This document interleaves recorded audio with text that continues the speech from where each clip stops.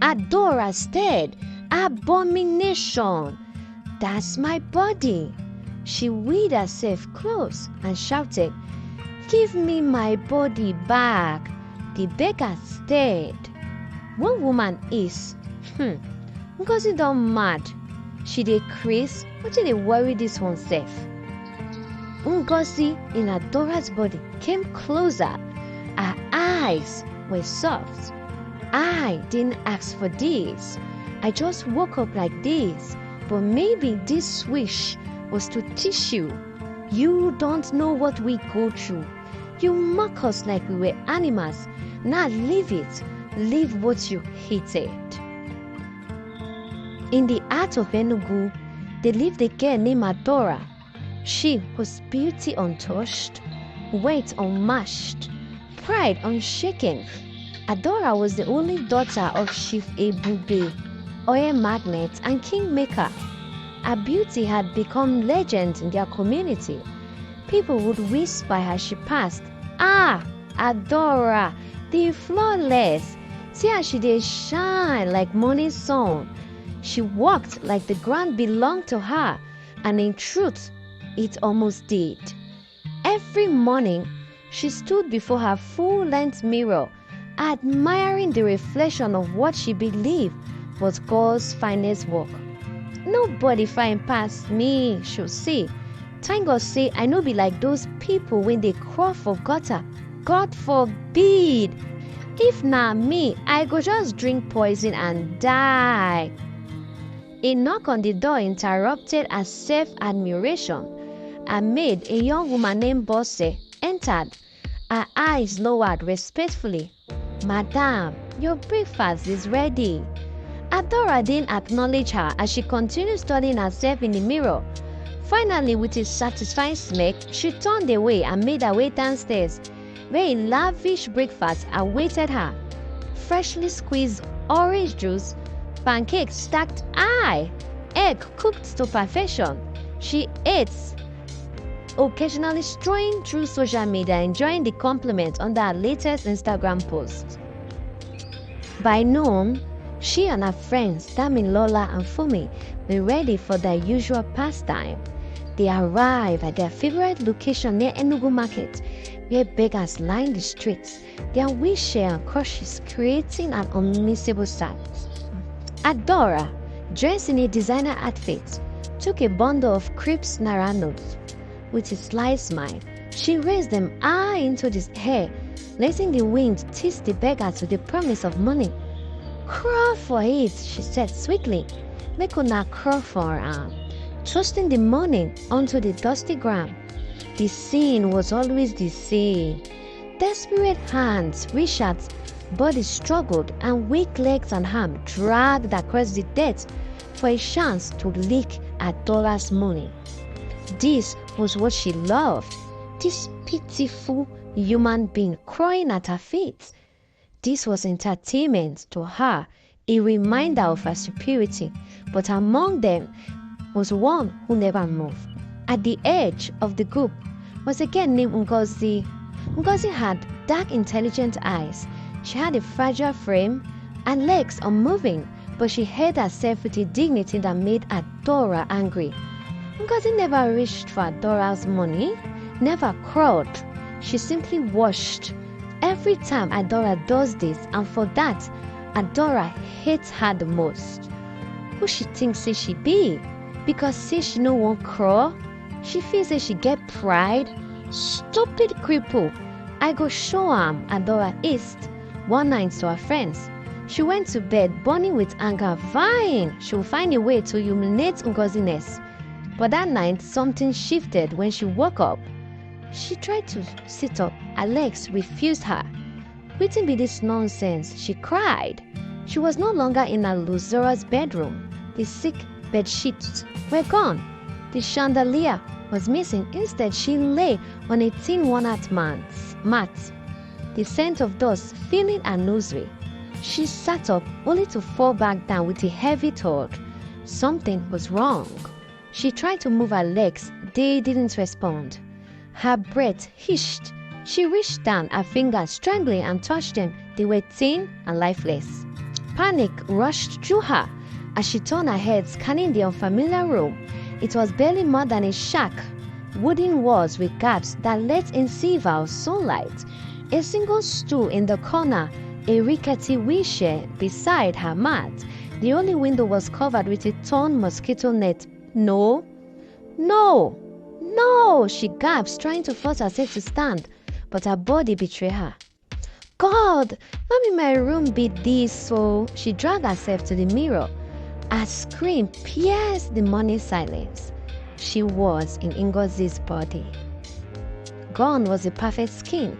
Now, there were healing sores, twisted leg, and hands that trembled. Her hair was patched, her fingers crooked. She screamed until her throat was dry. She thought it was a dream. She slapped herself. Nothing changed.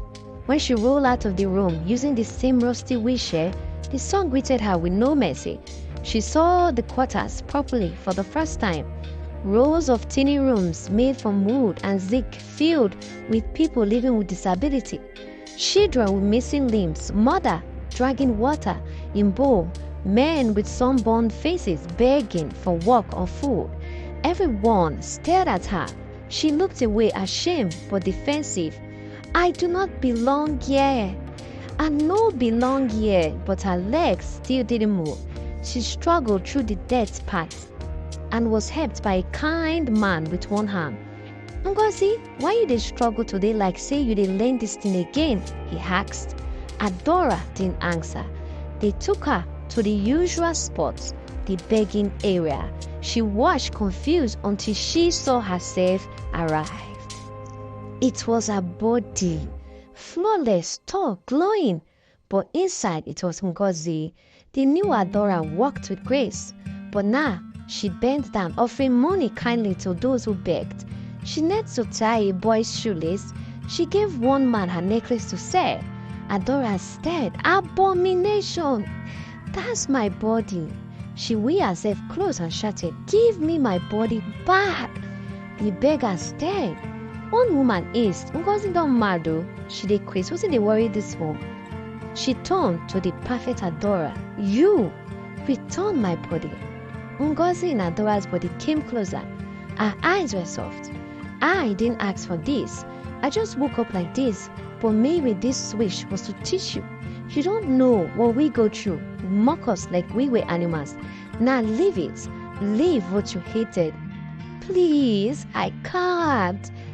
You said you would rather die than live like this. But look at you. You are still breathing. And Ngozi walked away. Adora wanted to scream, to fight, but she was powerless. Adora sat on the tin mat, staring at the scattered naira notes she had gathered from the day's begging tree. Her fingers trembled as she counted, the reality of her existence pressing down on her like a suffocating weight. Just yesterday, she had thrown money on the ground, making people with disability crawl for it. Now she was the one crying. The bitter irony of it all made her stomach turn. A knock on the door startled her. She hesitated before dragging herself towards it, maneuvering the wheelchair beside her with difficulty.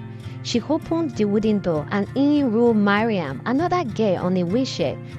Adora, you look like you've seen a ghost, Maria teased her, bright eyes searching Adora's face.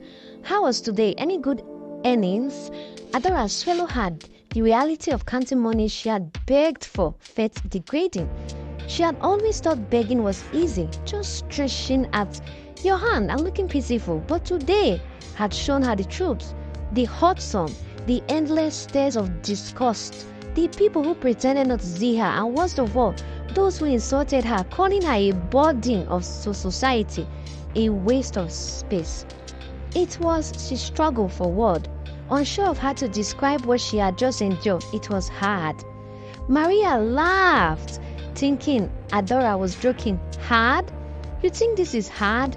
You should try begging in the rainy season when the cold enters into your bones and no one stops to drop a single coin on your plate. That's why you know hardship, but we survive. Adora, of course you know this, we always do. Adora nodded slowly, her mind drifting back to the old man who had cursed at her that afternoon. Why should I give you my money? What have you contributed to this world? He had spat before walking away. The word had cut deeper than she wanted to admit. Her realization deepened the next day when she was left in the scorching heat for hours because she couldn't move quickly enough to get to the shade. Flies buzzed around her, the unbearable smell of her soiling herself. Later that evening, she struggled to wheel herself back home when a motorcycle sped past, splashing muddy water all over her. Instead of apologizing, the rider laughed, calling her useless before speeding off. That night, she lay on the mat, shivering, covered in filth and shame, realizing how cruel the world could be to those who couldn't fight back. Adora cried that night. She went to bed hungry. She again had to beg the next day. Her pride broke piece by piece. No one helped her. She cried for hours. She hated everyone. Until one day, a little girl with no legs shared her holy food with her. Until Ngozi no cry, it could better. Something shifted, a crack in her hardened heart.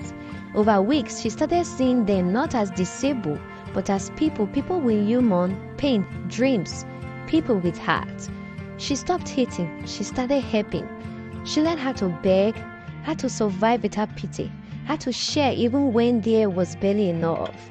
She saw that some among them made jokes, laughed deeply, and found happiness in the most painful places. She saw one man teaching maths to kids from an old chalkboard by a disinkwall. She listened to an old woman sing a lullaby to the baby who wasn't hers. She began to love them. And one night, lying again on the raffia mat, she cried with tears. Whoever did this, God, Juju, anybody, I have sins, I have suffered, and I have learned. Even if I did not return to my body, I will still have. Just let me make amends. She slept crying. By dawn, sick sheets cradled her again, her legs stretched. She ran to the mirror. She was back but different. She dressed simple and rushed to the quarter. She met Ngozi. Thank you, you made me human. Ngozi nodded. Adora started the foundation, built shelter, brought wishes, sent many to school.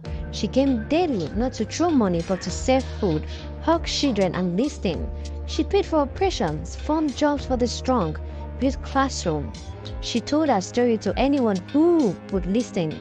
She spoke at conferences, donated to medical centers, and from that day, the streets of Enugu never saw Adora the same way again. They said, now she wey beauty and pride blind before, but now she dey see pass all of us, and they were right.